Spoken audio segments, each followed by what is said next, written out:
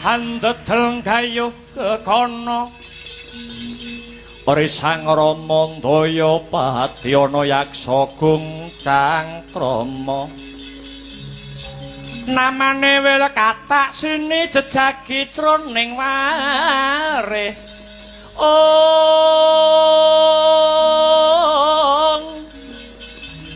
mbadha kolam tanpa tuwuk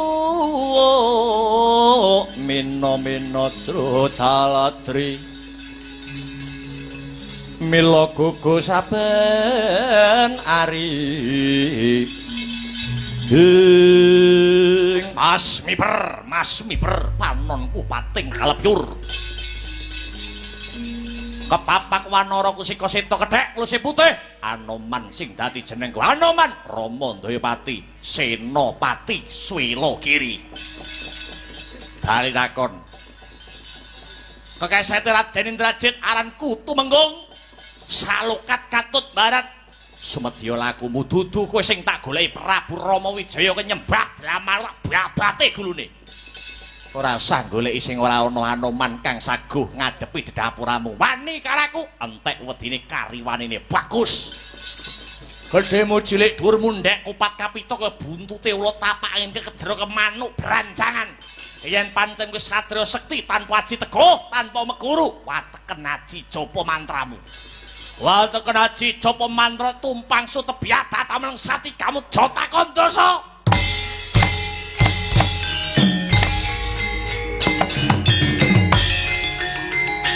out aho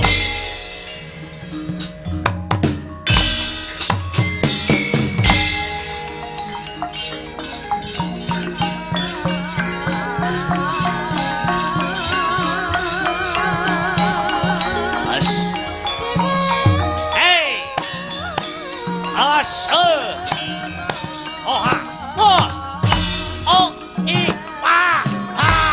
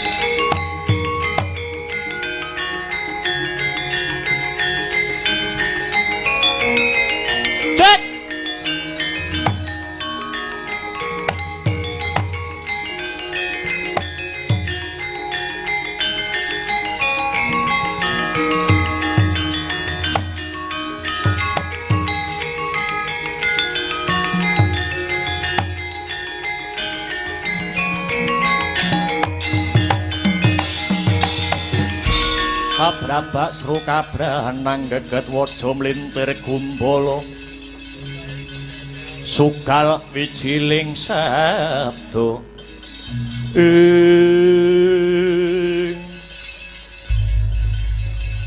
sapa Senopati Swelogiri? Raden Anoman. Anoman inggih. Kuwi nrimo prajurit cepete ora gondro sepira. Eling-eling biyen ana lakon Anoman Duta. Anoman sing ngobong negara Ngalengka. Lah lajeng iki kudu pamanmu Kumbakarna sing jumangkah Kang Sarta Kumerbyah. Kamangka paman Kumbakarna saweg sare wonten Gunung Gohkarna. Saiki ana kewajiban sing kudu mbok tindakke. Kewajiban menapa, Dhuh? Rama Prabu, kowe ngerti apa ora sing jenenge Astana Mangliyawa? Ngerti ora? Astana Mangliyawa. Ya. Punika papan pesareanipun leluhur Ngalengka. Kuburane leluhur Ngalengka. Nuwun inggih, lakar kados mekaten obongen. Dalem diobong. Kuburan diobong. Bosok kupingmu. Diobong Astana Mangliyawa diobong. Ya mung kanthi cara kuwi pamanmu Kumbakarna gelem matek dadi senopati. Tindakno, Jit.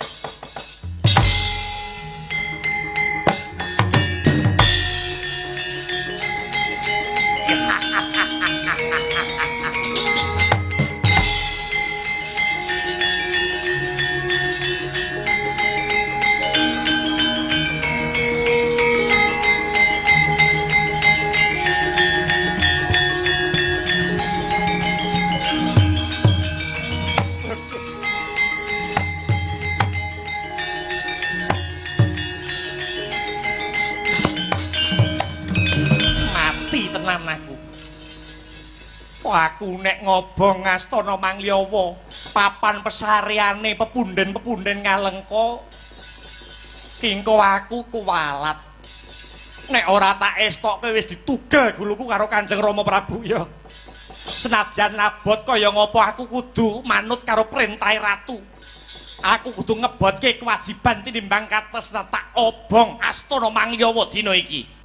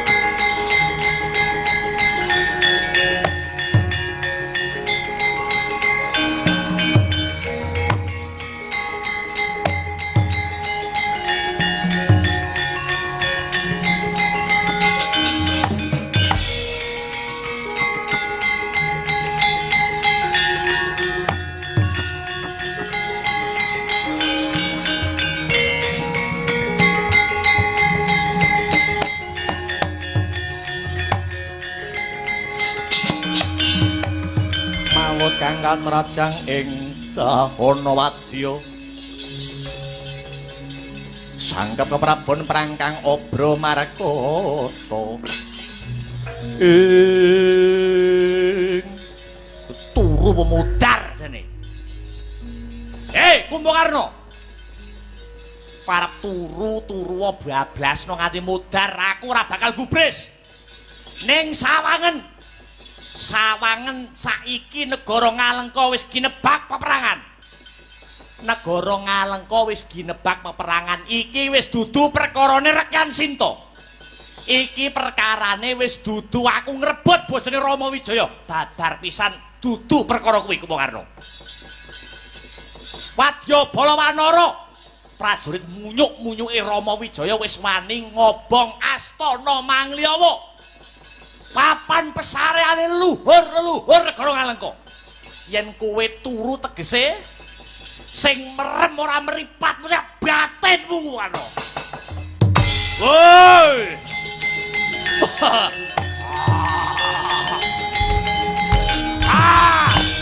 Wah, Kakang.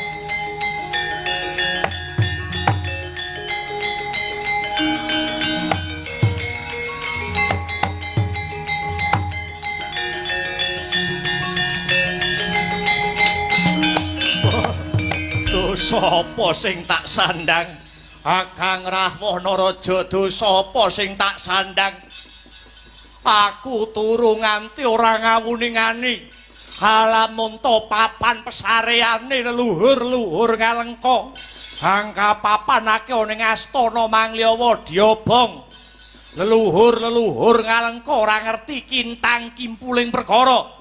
Ora ngerti abang ijone lakon lah kok melu kesempyok ing aradan. Tuduhna jiwa kasatriyanmu. Tuduhna jiwa kasatriyanmu. Aku kepengin dina iki uga Kumbakarna wadeg senopati. Tak gulunge Rama Wijaya sak wadya balane Kakang. Woi.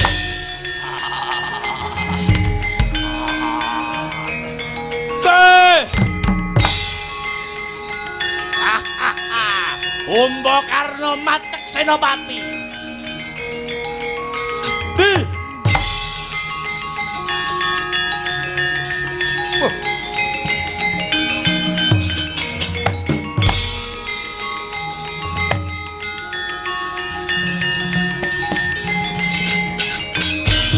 Adyanari sanggapirang ngurinanggo dinempit-kempit. Dosa ngrepnaning bawana ing welatalah ya jagat ya dewa ya Bathara Ngalengka wis ngetokake senopati ya kuwi satriya panglebur gangsa si Kumbakarna. Kamangka Kumbakarna kae satriya sing sekti mandraguna pilih tanding sajroning ayuda. Ibarat tinata mendat jinara menter pinaku bendal binedil njondil. Yen mung trima Sugriwa ora bakal mrantasi gawe. Wadyabala Wanara bak kerah-kerah kroyoke Kumbakarna kae.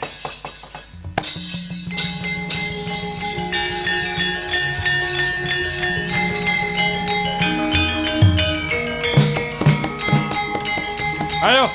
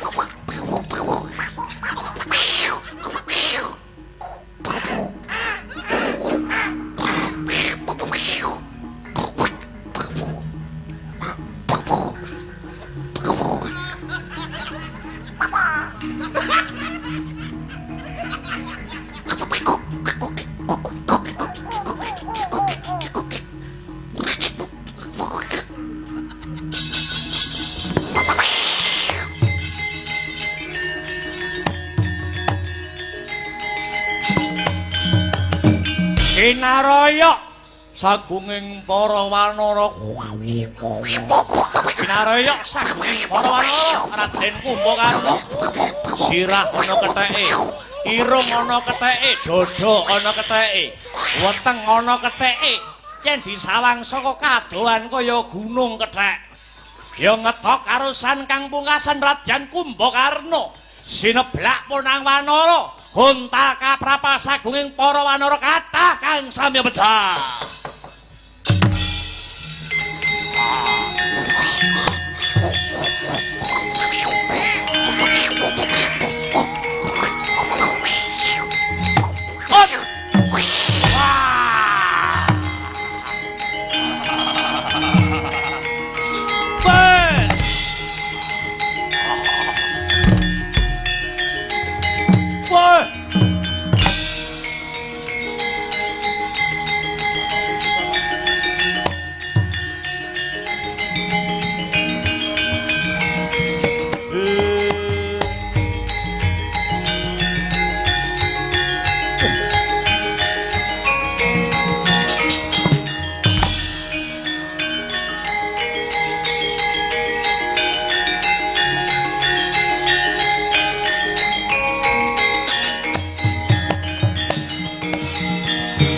Karitaning satriya linuwih kang maradi mring kautaman tan pegat mring pangestune piye kabar kawusanane pabaratan Yayi Narpati kedrawasan dosinuwun ngalengka ngedalaken senopati nuwun inggih satriya panglebur gangsa Raden Kumbakarna. Para wanara sampun kula kirapaken kinen hangroyok Raden Kumbakarna. Nanging tinemunipun jebul gagar wigar mbabar wirang. Para wanara dipun seblakaken kaliyan Raden Kumbakarna samya kontal kaprapal. Malah kathah ingkang samya dumugining pejah dosinuwun.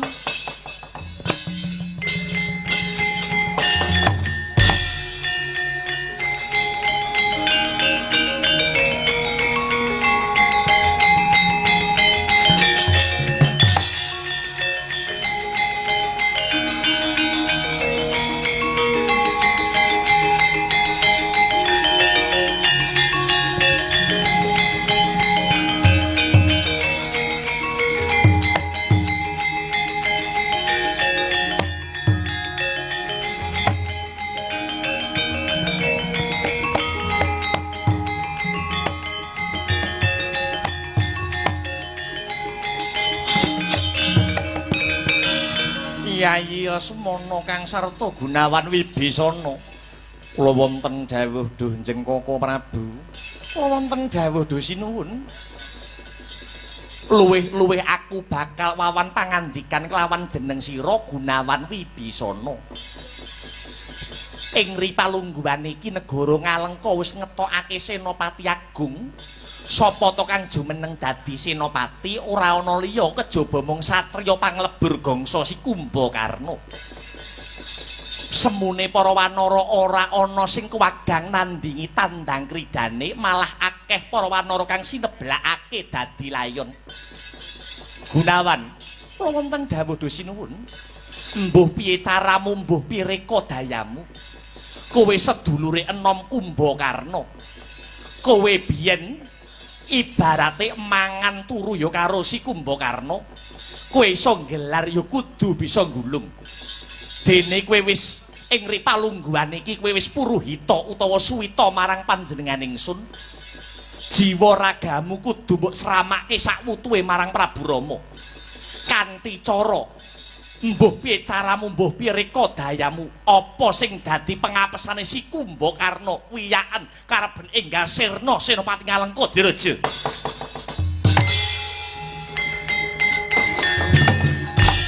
Mati aku.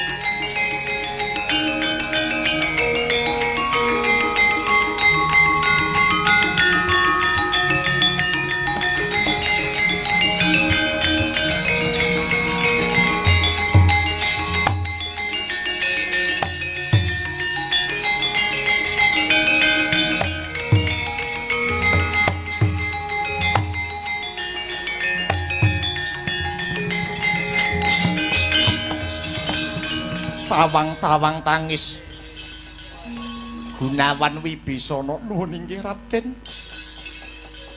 Kula sampun mangertos papan pengapesanipun Kakang Kumbakarna. Mboten wonten sanes nuwun inggih dhateng satriya ingkang anindakaken wadat.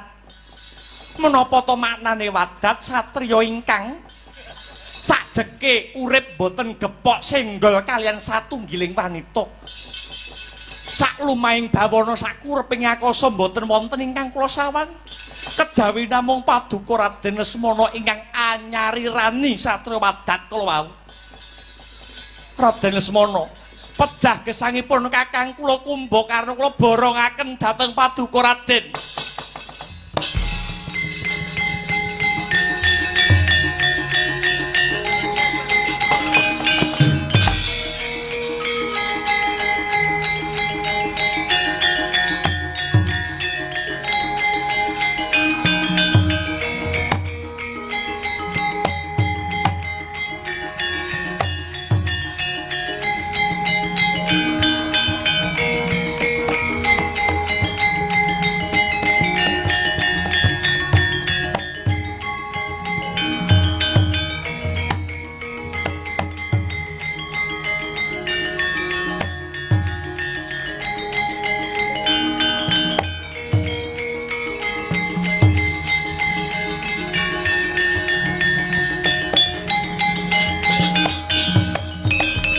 Mentang langkap sinartan warasta lenggih Raden Lesmana Widagda ngedalaken jemparing wujudipun panah Kyai Pancawisaya. Panah cacah gangsal wus samapta ing gati sawega ing diri hambengkas gesangipun Raden Kumbakarna. Panah cacah sekawan, panah cacah sekawan kinarya ambengkas napsune Raden Kumbakarna inggih nafsu supiyah luamah amarah kang sarta mutmainah. Dene panah ingkang sajuga kinarya nguntapaken nyawa saking raga. Jepret suarane kaya halilintar ngeneni diadiane butul walikat Raden Kumbakarna gugur dadi kusuma bangsa.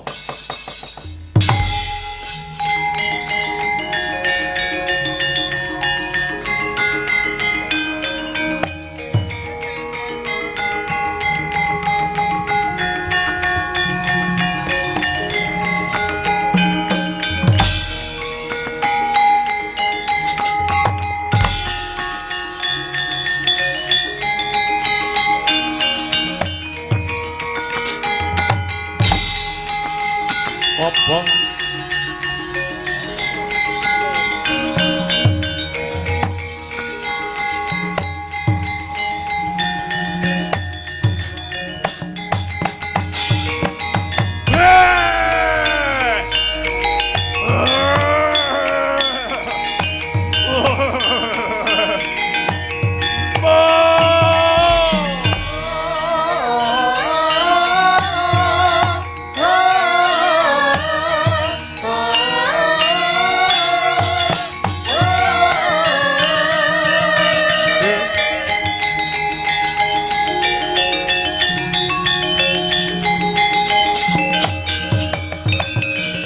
Kakang Kumbakarna. Oh.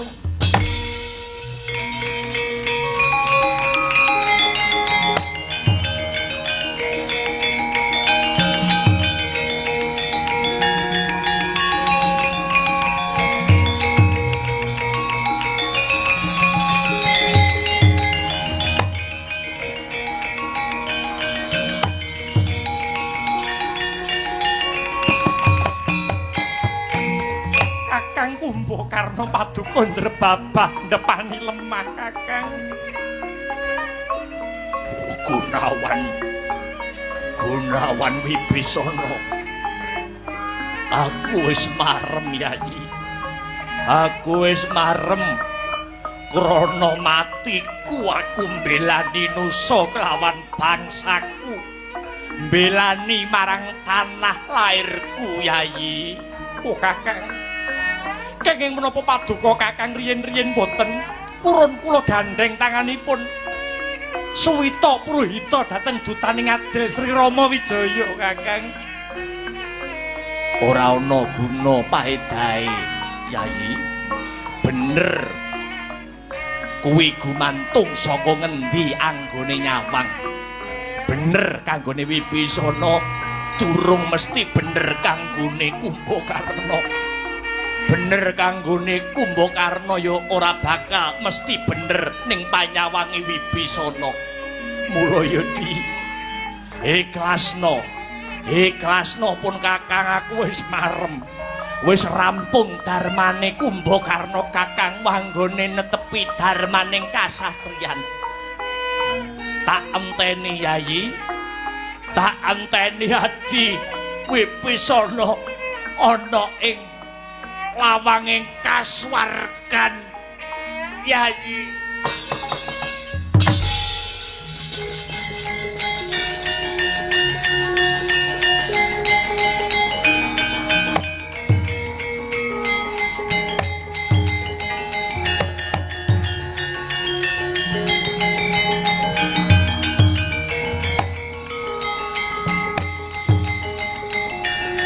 ora mikir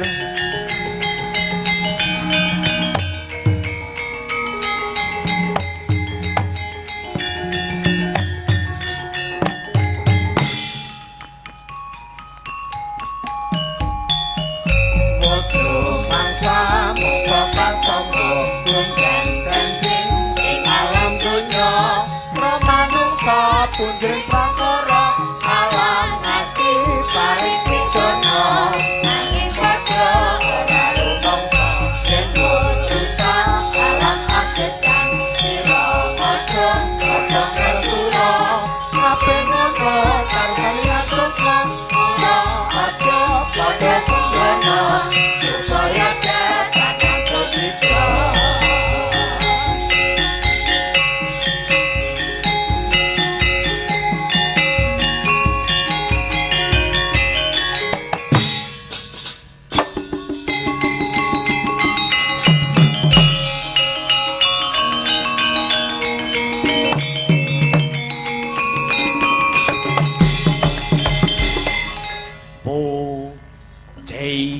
Kumoga langgeng pujiku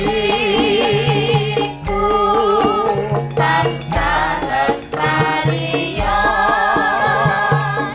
gawe srana ajune kabudayan nyatane awet iku dadi dalan sarawungan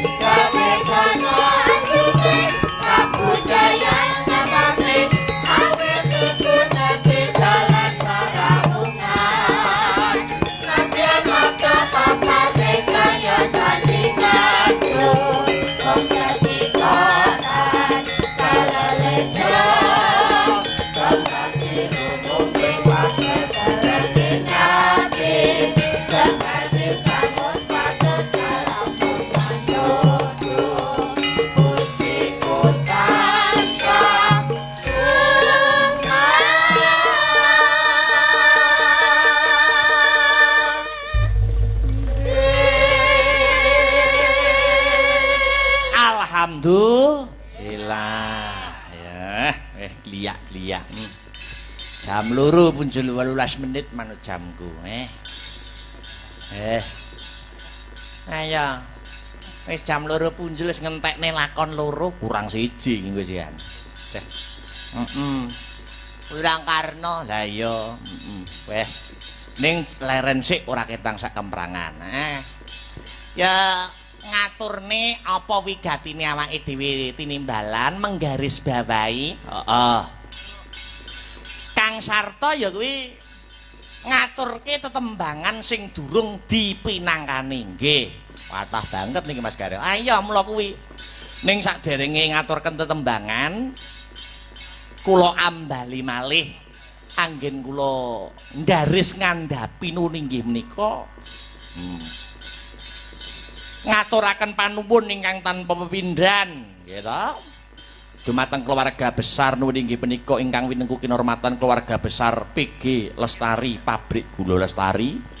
Anggenipun sampun paring kapitayan kula Mas Gareng Dik Bagong. Anggenipun nggih ta?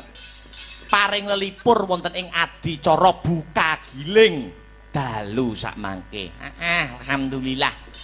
Isa mrene meneh ya Le, nggih. Wis ta sing penting niku dados napa kemawon tiyang nyambut gawe niku sing penting mboten usah ngongso, mboten usah ambisi.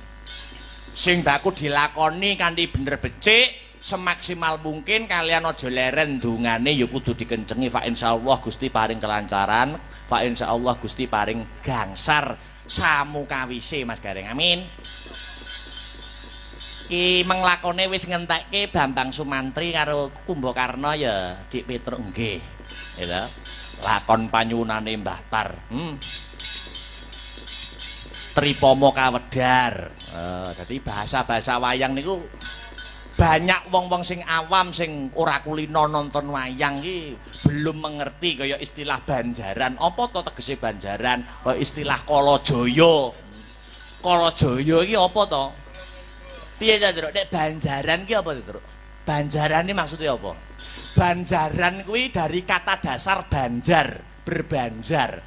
Tegese lebih dari satu, gitu. Upamane Banjaran Gatotkaca, gitu. Kuwi berarti seriale kisah hidupe Gatotkaca sing luwih saka siji.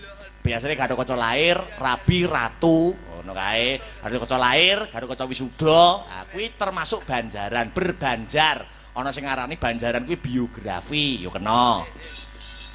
Ya lah nek ana lakon wayang Bima Kalajaya, Gatotkaca Kalajaya. Kala ki wektu, Jaya ki kamenangan utawa moncer. Dadi wektu di mana sing disebutne wayang kuwi moncer utawa jaya, Bima Kalajaya. Pas moncere Werkudara ki lakon apa? Ya. Pas moncere Gatotkaca, suksese Gatotkaca ki kaya ngapa? Oh kuwi Kalajaya nggih. Ya kuwi ya termasuk Kalajaya ki termasuk bagian dari lakon Banjaran. Wah ya angel ya, Truk. Oh angel. Mula sinau wayang utamanipun sinau wabil khusus pedalangan, aja omong ora pedalangan, karawitan dan lain sebagainya. Pokoknya seni dan budaya ngudi kawruh ki ndak enek-enteke Mas Gareng. Lah iya. Digedhuk saya jero, digedhuk saya jero, digedhuk saya jero. Ya awake dhewe ngrumangsani dadi seniman sing isih pemula, seniman wingi sore. Seniman junior, isih akeh kekurangane tinimbang keluyane ya Mas Gareng, Mas Petruk. Mula nek ana kekurangane diagung pangapura. Ibarate ana tetembungan mangan wae nganggo kecer. Mangan wae nganggo kecer. Lah iya, ya saiki menyelam sambil minum air gitu. Dikendoni suasanane. Mbak Tata. Menyapa Mbak Tata dulu. Selamat pagi wilujeng enjing Mbak Yu Tata. Wilujeng enjing Mas Dalang. Ya, lama tidak jumpa. Taksih dereng ngantuk to panjenengan? Dereng, tasih semangat niki. Nggih. Amin nggih. Monggo panjenengan kula dadosaken minangka dados mukadimah. Penglimbukan wau mukadimah, penggoro-goro nggih mukadimah. Ngono ta. Sinom nyamat. Ya, Mbah Bandi dereng ngantuk to Mbah Bandi? sak banyolane, sak bahane. Hukum adat, hukum kodrat. Ingkung kebu disikili papat ngono ya. Ngantek apal ayo. Keripik gedang keripik telo, Siti Idang Waton Rata, penonton-penonton pecinta lakon matur nuwun ingkang tansih nenggani. Kaya apa babaring lakon? Yo.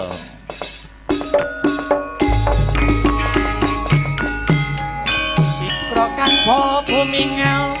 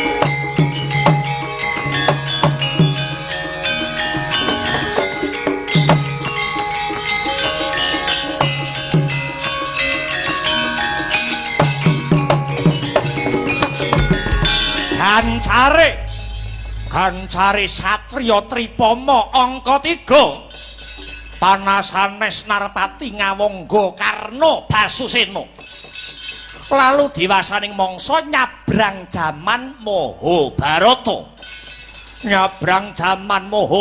ing perang agung Baratayuda jaya binangun kathah wadya bala miyang senopati ning Kurawa ingkang samya gugur madyaning rananggana amung Sang Dipati Karna kang wis yoga madeg dadi senopati.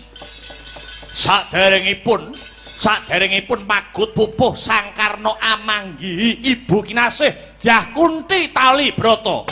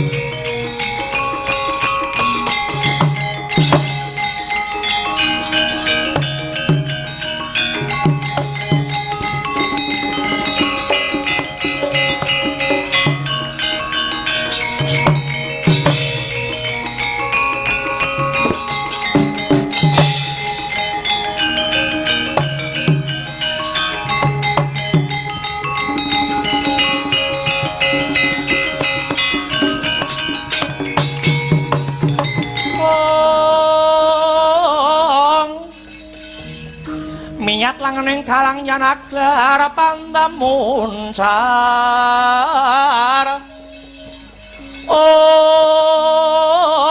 tinon lerek kekonang surem sorotetan padang kasor lan pajaring purnameng kekono dasare mangsa katiga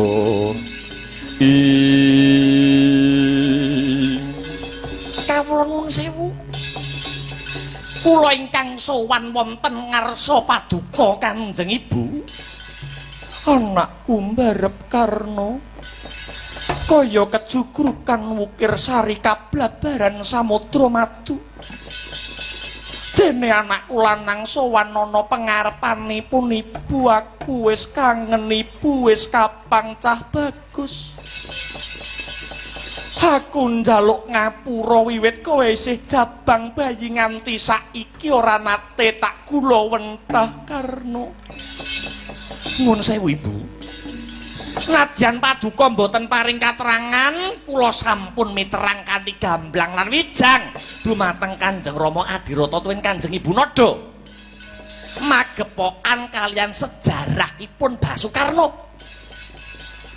Sampun cetha pratela bilih paduka Dewi Kunti ingkang dados lantaran kula linairaken wonten Alamadang. Paduka tetela jimat kamulyan kula, paduka sesembahan kula Kanjeng Ibu karo anakku cah bagus.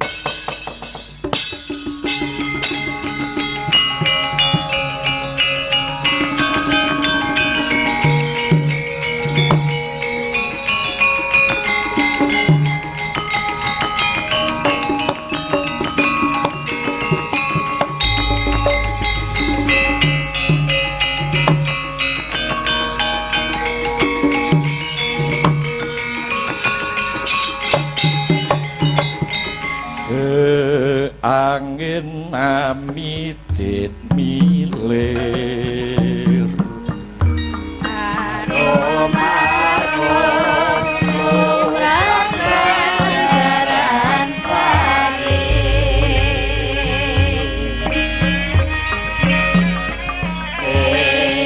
angin amidit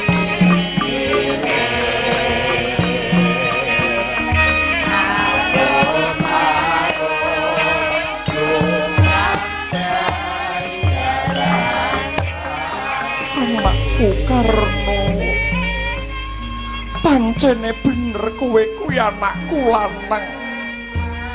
Kowe mutiaraning uripku Karna. Inggih Kanjeng Ibu. Pramila saking menika kula sowan ngarsa paduka yektosipun gandeng kula pitaya. Mboten wonten pangestu ingkang ampuh kejawi pangestunipun Ibu. Kula nyuwun pangestu saha kula nyuwun panjurung ingkang putra badhe netepi jiwaning Senopati. Kula badhe bandayuda wonten madyaning Baratayuda tartamtu mangke badhe tetandingan kaliyan adi kula Yayi Janaka Kanjeng Ibu. Karna mestine sliramu wis mangerti lamun Janaka mono adimu. Ya kene Basukarna bakal tegel tega mentawa nyikara karo sedulurmu enom Ibu. Ing madyaning palagan Baratayuda ing antawisipun kula lan Yayi Janaka menika satriya. Satriya ingkang anggadhahi jejibahan ngurungkepi jiwane Senopati. Kejawi saking menika tiyang sak jagat punika sampun kebrebeken kalian kaprawiranipun Nyai Arjuna. Kula kinten kridanipun Yayi Janaka badhe sembada mocok jangga kula Ibu. Karna kowe omong apa?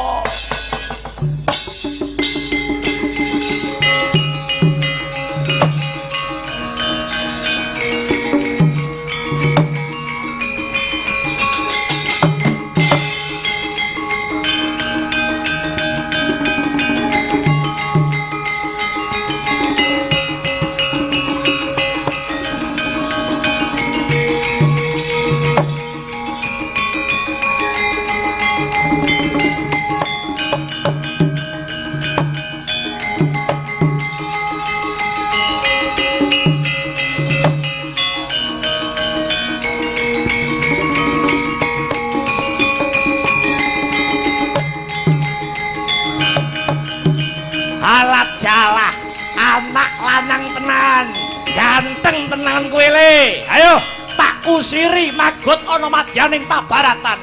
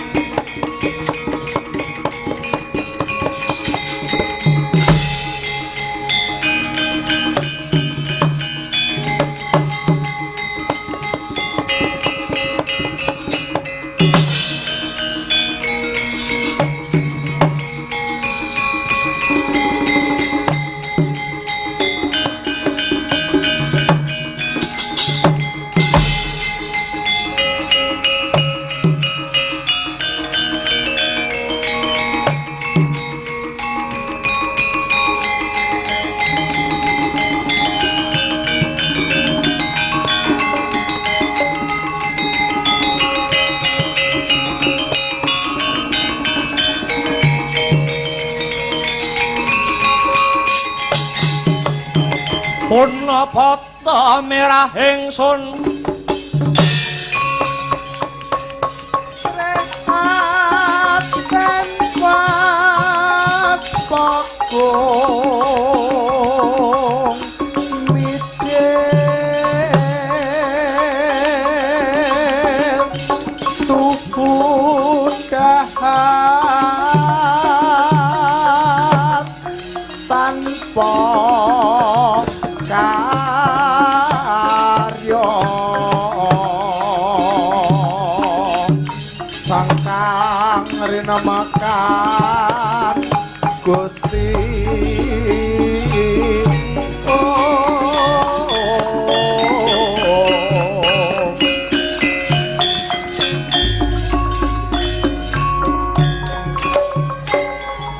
Koko Prabu Ndwarawati abot sikil kula mboten saged kula jangkahaken menawi kedah tetandingan kalian Koko Prabu Ngawangga. Sebabe apa kok ngono Dimas? Kakang Basukarna menika kadang kula sepuh.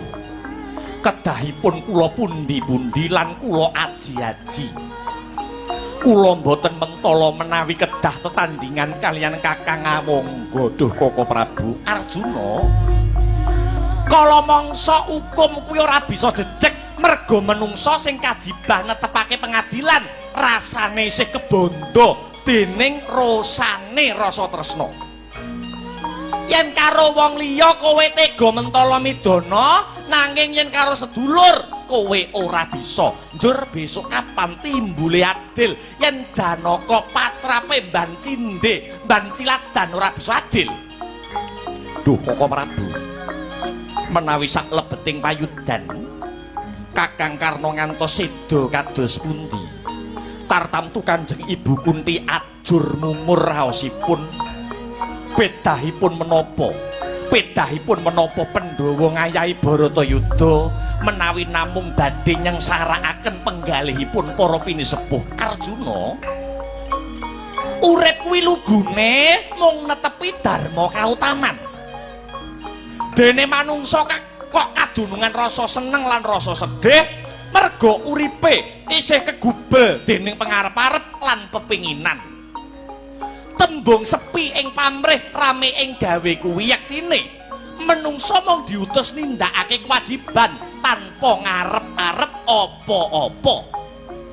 Dene asile kepiye pasrahna marang Hyang Agung Nyai? Sliramu mono dudu wong saudon telu sauruban. Nanging dina iki Siadi jinejer dadi satriya pirantining jagat supaya mbrasta angkaraning bumi. Mula Siadi aja mangro tinggal. Sawangen kae. Sawangen Kakangmu Ngawangga wis siaga ing diri sawega ing gati ngantu-antu tekane Siadi minangka kembange Tegal Kurusetra dina iki. Jangkahno sikilmu. Nyabrang lepen tempuran kang bening banyune. Muga-muga bisa bening uga sing dadi gegayuhane para Pandhawa ya Dimas.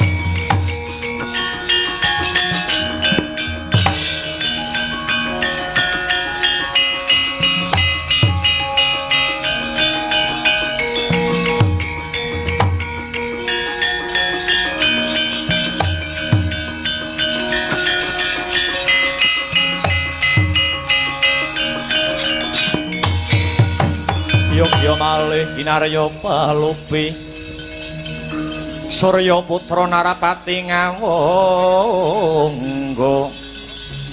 ing Yayi Janaka ngibarate banyu Janaka lan Karna kuwi tunggal wadah padha-padha putrane Ibu Kunti Talibrata seblakno dadamu adepono kridane kakangmu aja nganti siadi gawe cuwane Kanjeng Ibu Dimas Janaka linairake ana alam padang kuwi kinudang-kudang dadi lelananging jagat lan curing Madyapada tuduhna jiwa kasatriyanmu Yayi estunipun kula mboten gadah gegayuhan lumawan tanding paduka Kaka Prabu Arjuna namung netepi jejibahaning satriya awit kula ngrumaosi awit Janaka ngrumaosi menawi paduka menika maksih kulit daging kula piyambak palagan dudu papane wong adol tangis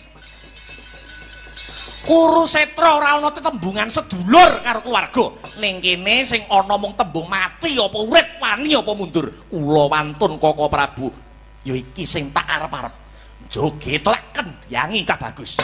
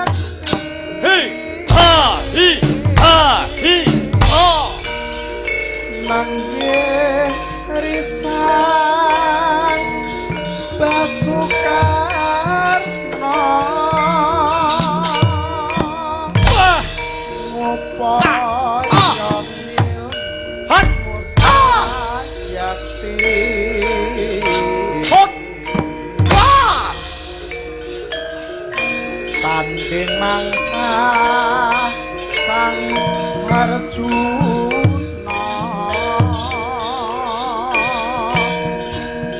dingalena prapen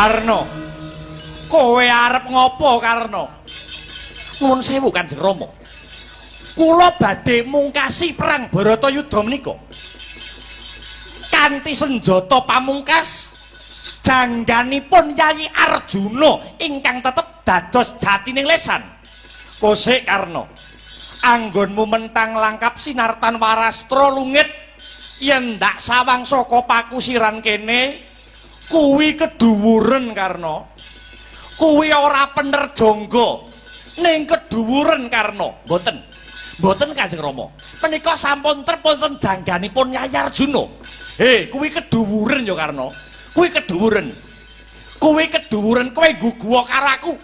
Kowe guguwa karo maratuwamu. Mripatku isih permana cetha lamun lesanmu kuwi kleru. Kowe aja ngawur ngono kuwi. Mundhak gawe wirange kusir, mboten Kanjeng Rama. Punika sampun pas wonten jangganipun Nyai Arjuna, keduren Rama. Paduka menika wonten mriki dados kusir. Ra kok kon kandhani aku. Ya kono tibakno Karna.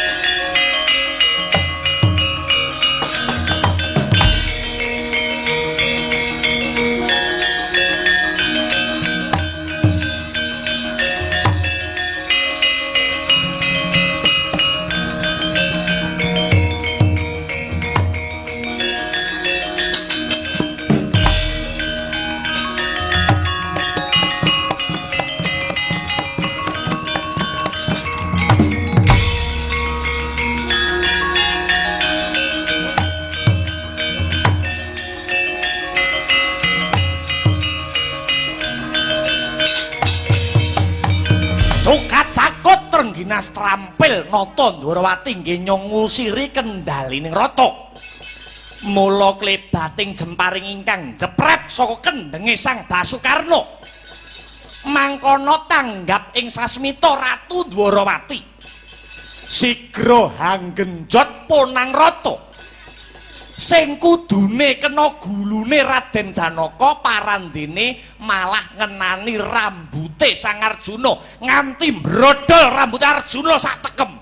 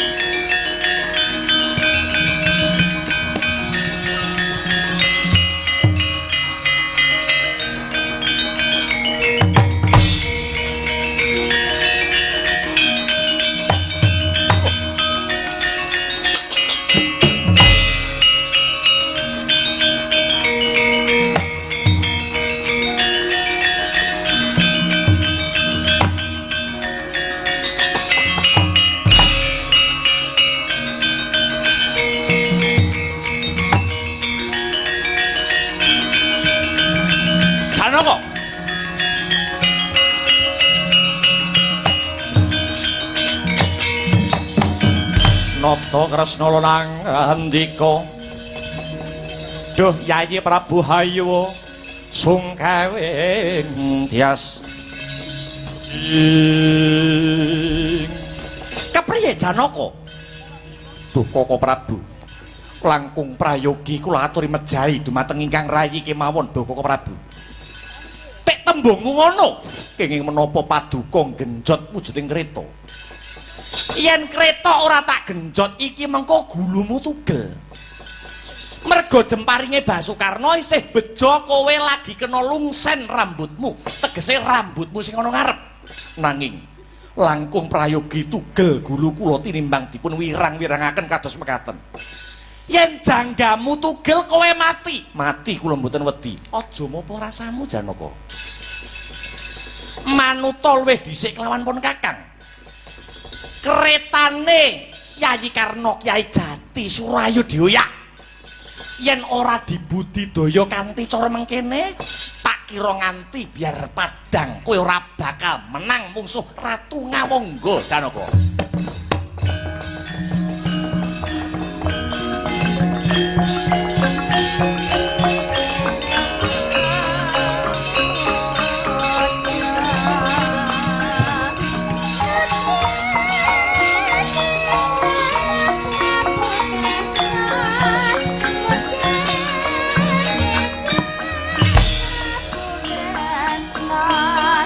Rombongan rambut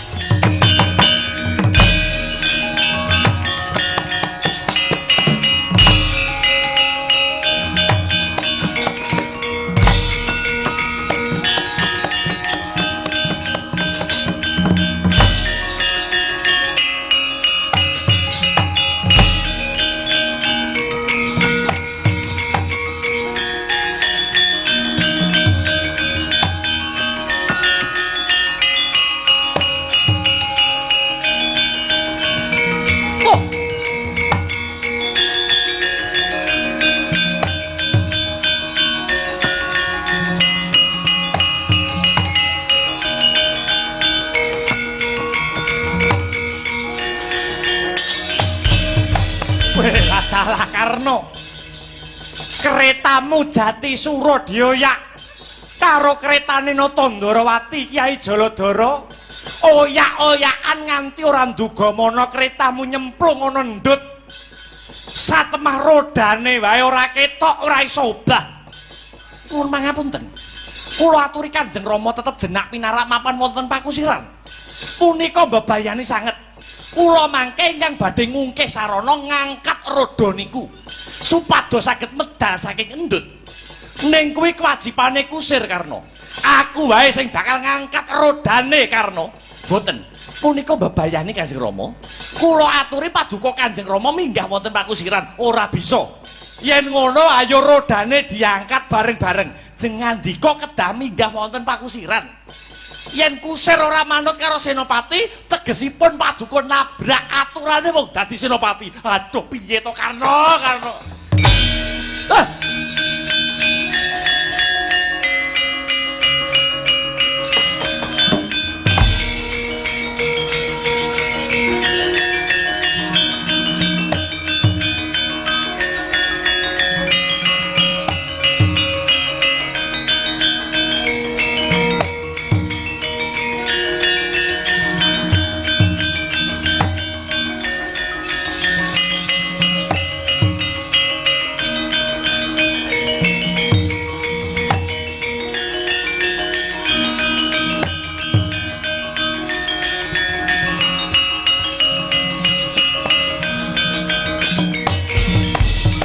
Lakmara Sang Arjuna esmunira kamanungsan kasrepan tingkaing mungsuh ing sing kok sawang apa Janaka Krita Jati Sura mancep wonten endut mboten saged tibah Kusir Kanjeng Rama Salyapati pinarak wonten pakusiran ewadene Sang Senopati ngungkih cara ngangkat wujudipun roda.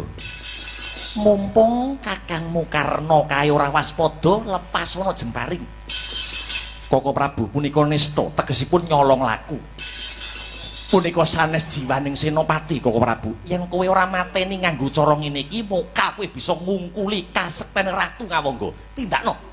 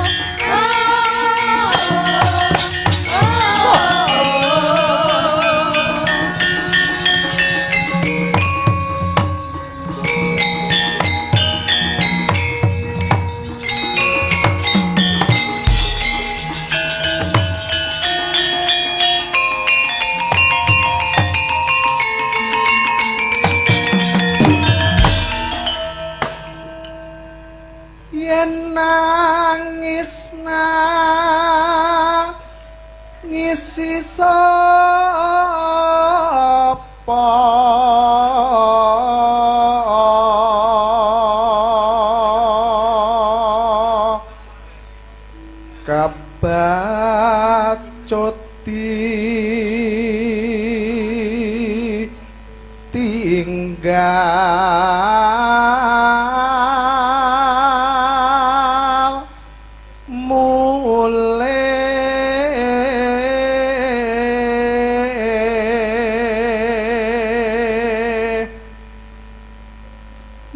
mulih marang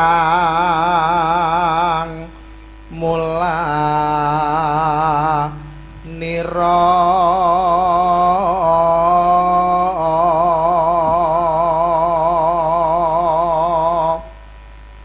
tange yen gelem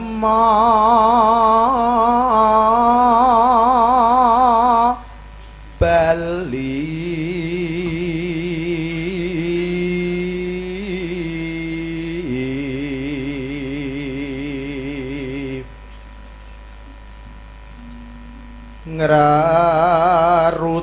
ngrarujit jroning ati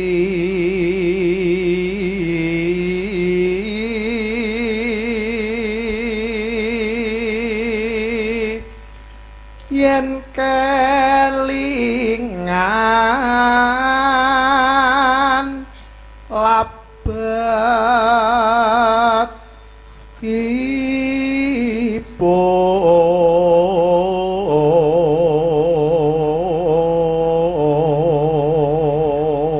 ipun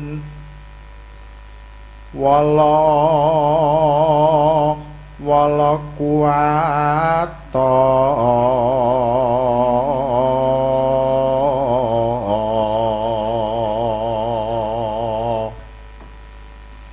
nuruti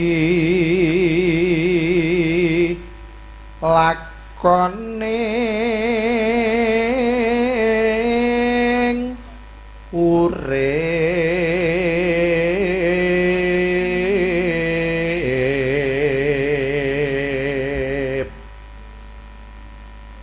eman